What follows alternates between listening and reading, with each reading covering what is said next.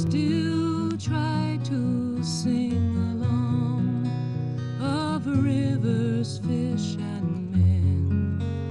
The season's still a-coming when she'll run clear again. Hi, I'm Danielle King. I am meeting with Dr. Robin Bell of the Lamont Doherty Earth Observatory at Columbia University, where she directs a benthic mapping project of the Hudson River. Do you guys know what benthic mapping means or what benthic means? Not really. I didn't either. Benthic means the bottom of something filled with water, like the bottom of your bathtub's a benthic place. Okay. Bottom of something filled with water. And what New York State, the estuary program, wanted to know was better what was on the bottom of the river. Mm-hmm. So they asked us if we could take some of the technology we at Lamont used in the deep ocean, which is bouncing sound off of the bottom of things, to see if we could make a better map of the bottom of the river.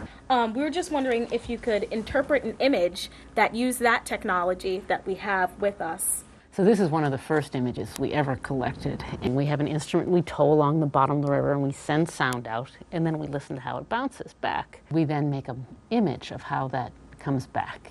And if it's black, it means it's like the table. It bounced really hard. And if it's white, it means it's like my hand. It's a lot softer.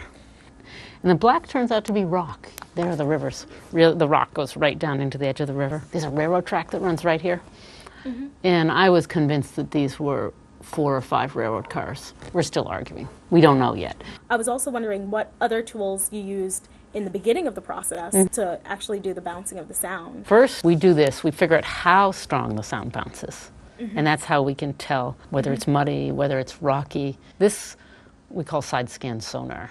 So side scan, you mean you take like a cross section? No, it actually means we're scanning to the side. It looks like a torpedo, and we send the sound out to the side with these things called transducers. These are sediment waves. It's like a beach almost, or a sand dunes. We actually look into the river to see what the layers look like.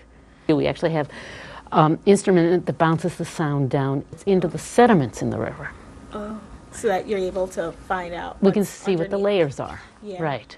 And that tells us something about what's going on. Like this is a area of science that I certainly hadn't known about until this interview. Mm-hmm. And so I was just wondering how you became involved with this. I took a class in marine sciences. I loved Jacques Cousteau as a kid. I thought that was so cool to go study marine biology. But then I learned that you could look at the bottom of the ocean and you could actually figure out how Africa had drifted away from North America. And there were actually stripes on the bottom of the ocean. Mm-hmm. And it meant that the Earth's actually a puzzle, that we can figure out how it works. And that's what was so cool. So it was like piecing together a story. Piecing it together, a story. What were the most amazing or most interesting pieces of information or artifacts? I have so many, and I keep on finding more.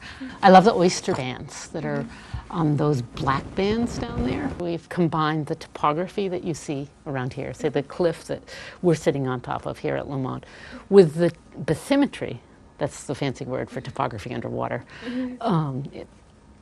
that we've mapped in the benthic mapping project. This is where we're diving off the roof here and going into the river. And this is, again, one of the fascinating things. See this gouge in the bottom of the river? Mm-hmm. And what that is a pipeline that they put across the river. So it shows, again, that the river kind of remembers what we do to it. So we're going to zoom up. Here's something we did in the 1840s when we wanted to move railroad cars. We built a pier out here at the town of Piermont, and it's scoured out here. So now all these sediments that are being exposed, they're a couple thousand years old, actually. And we're going to come up and we're going to see the big ridges underneath the Tappan Zee Bridge. If we were to drive along, it looks like shark teeth from all these ridges that were made. And then we're going to swing up across the Tappan Zee, and we're going to see the oyster reefs as they stick up. The town of Nyack sits on the left. You can still today see it getting gouged out by ice in the winter. The ice all piles up here, and this is where the bald eagles sit. They'll sit on the ice going around up here. And all these lumps off here, we're going to see a bunch of lumps.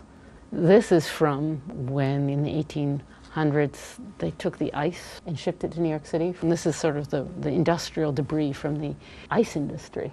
Wow, you can really tell how people impacted the river. Yes, and the river remembers. Yeah. And then these are fun. You're going to crash into these things that are actually little mesas, little eroded bits of oyster reef up off of Croton Point. You're going to crash into them. There we go. So just to let you know, the bottom of the river really isn't boring. Yeah. There's more action going on the bottom of the river than here on land. On land seems well, more smooth every I guess the difference is the bottom of the river. Every tidal cycle changes. Yeah. It's the river that flows two ways. Yeah. So, and every time that tidal cycle changes and we start to push the ocean up, you move the bottom of the river. It's very dynamic. But what we're starting to be able to say is what's going on in the bottom of the river, where it's eroding, where it's, the layer cake's getting bigger. And it turns out that's really important for who lives where. So I think that's been one of the most important contributions, is being able to say that what's going on in the bottom of the river is very important to the habitats. And that's what's so neat about this project, is for the first time we have a map for the bottom of the river everywhere from basically the Staten Island Ferry all the way up past the capital, Albany, up to Troy. So we have a look at the whole system. So that's what really I find really exciting, and is going to be very fruitful now to take this understanding and use it to understand where contaminated material goes, PCBs and things like that. And also who lives where. What does this mean for fish food? Yeah. Well, thank you so much for sharing your information and your knowledge with me today. Well, my pleasure. And here's another story about how people are preserving and protecting our Hudson.